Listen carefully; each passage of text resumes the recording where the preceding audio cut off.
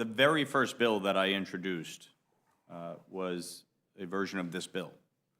And the reason I introduced eliminating the marriage penalty was because I understand that at the end of the day, we have to find compromise. Yes, I would like to have unlimited salt back. Yes, I would like to lift the cap on salt. It expires in 2025. So if we do nothing at all, it expires. But our constituents need immediate tax relief because of the failed economic policies of Joe Biden. Inflation has crippled our economy. The cost of living has skyrocketed. The cost of energy has skyrocketed. The ranking member may dismiss the resolution that is coming after this, but the reality is that when you restrict natural gas, when you restrict oil, it actually has a negative impact on our economy, on cost of goods, on cost of transportation. This is an existential crisis for families all across the country, but especially in districts like mine. The ranking member comes from Massachusetts. The witness comes from Illinois. These are high-tax states. We all know that.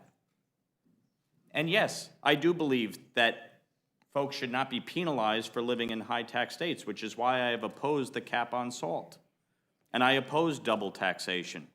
But when you are trying to compromise in a divided government, you have to actually be willing to negotiate.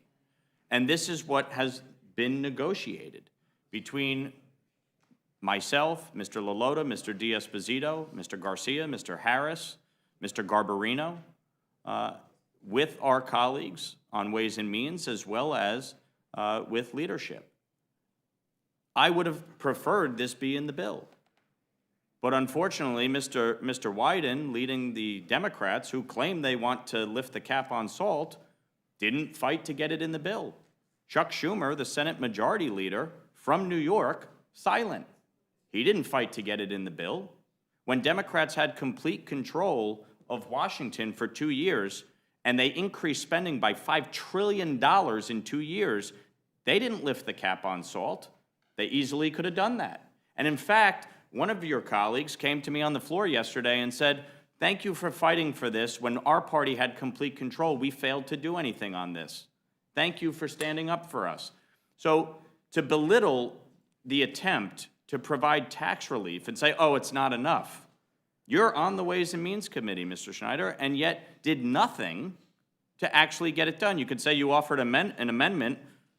Did you do anything to pay for it? What was the pay for?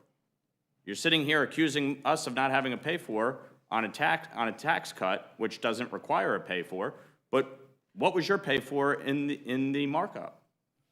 I think what is absurd here is all of us are trying to help our constituents.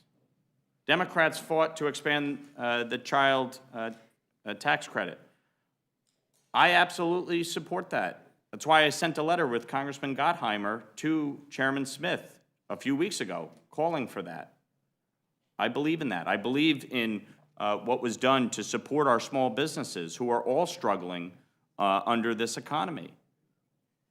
But providing some salt relief is better than nothing.